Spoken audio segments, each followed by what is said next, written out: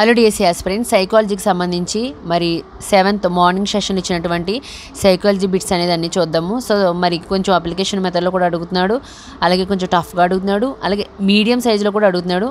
నిజానికి చెప్పాలంటే చదివిన వాళ్ళకి అది సులువుగానే ఉంటుంది, చదవని వారికి అయితే కొంచెం కష్టంగానే ఉంటుంది. సో ప్రతి టాపిక్ కూడా బాగా కవర్ చేసుకోండి.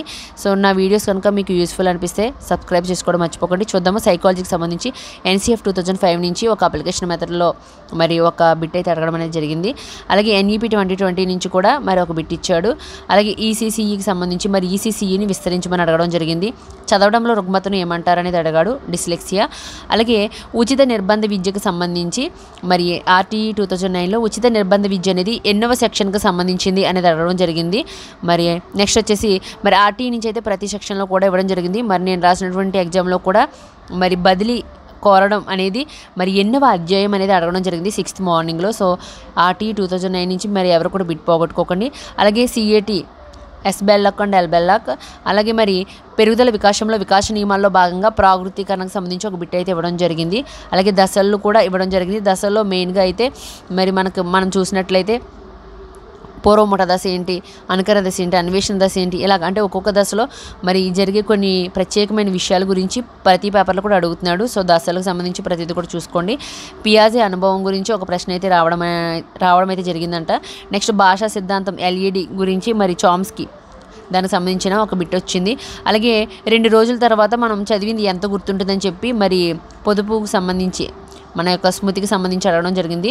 మరి గుర్తుండడం అయితే 28%, మర్చిపోవడం విస్మృతి అయితే 72% అని చెప్పి మరి చెప్పడం జరుగుతుంది. నెక్స్ట్ వచ్చేసి ప్రజ్ఞాలబ్ధి ఫార్ములా మానసిక వయసు బై శారీరక వయసు × 100. సో మానసిక వయసు శారీరక వయసు అనేది ఇచ్చాడు, దాన్ని ఫైండ్ అవుట్ చేయమన్నాడు.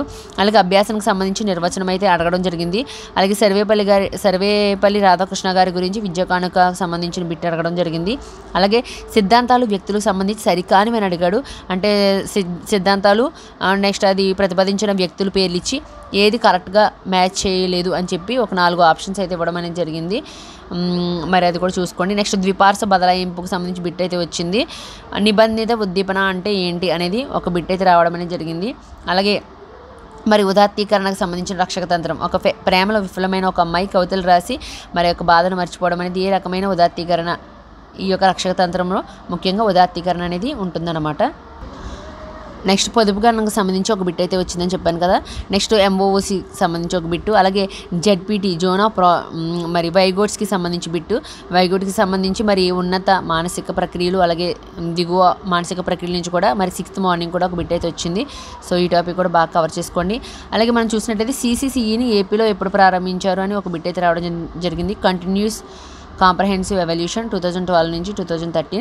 నెక్స్ట్ బ్రోనర్ సిద్ధాంతంలో ఏ ప్రేరణకు అధిక ప్రాధాన్యత ఇచ్చాడు అనేది కూడా అడిగాడు. అలాగే సమయం భావనకు సంబంధించి ఒక బిట్ వచ్చింది. అలాగే స్వబుద్ధికి సంబంధించి మెటాకాగ్నిషన్ సంబంధించి మరొక బిట్ అయితే రావడం జరిగింది, నిర్వచనము. అలాగే .bmp మరి ఫైల్ ఫార్మేట్ మరి దీనికి సంబంధించి ప్రతి పేపర్లో వస్తుంది. నిజంగా ఇదైతే మరి చాలామంది డిఫికల్ట్ అనుకుంటున్నారు. సో ఈ టాపిక్ సంబంధించి చాలా బిట్స్ అనేది రావడం జరిగింది, అది ఏంటనేది ఒకసారి చెక్ చేసుకోండి. అలాగే చర్యాత్మక పరిశోధనకు సంబంధించి ఒక నిర్వచనం ఇవ్వడం జరిగింది. చర్యాత్మక పరిశోధన ప్రతిపాదించిన స్టీఫెన్ కోరేకి సంబంధించి మరి ఆ యొక్క టాపిక్ కూడా చూసుకోండి. అలాగే అభ్యాసం నిర్వచనాల భాగంగా హిల్గార్డ్ మరియు హంటర్ ఇచ్చినటువంటి నిర్వచనాలకు సంబంధించి ఒక బిట్ అయితే రావడం జరిగింది. అలాగే బ్లూమ్స్ వర్గీకరణకు సంబంధించిన కూడా బిట్ అయితే రావడం జరుగుతుంది. సో బ్లూమ్స్ సంబంధించి ప్రతి పేపర్లు ఖచ్చితంగా వస్తుంది, అయితే మెథడాలజీలోనే రావచ్చు లేదా సబ్జెక్ట్లోనే రావచ్చు. సో బ్లూమ్స్ వర్గీకరణ అనేది కూడా ఒకసారి చెక్ చేసుకోండి. సో ఈ ఇన్ఫర్మేషన్ కనుక మీకు వాల్యుబుల్గా ఉంది అనిపిస్తే కనుక ప్లీజ్ నా ఛానల్ సబ్స్క్రైబ్ చేసుకోవడం మర్చిపోకండి. Thank you.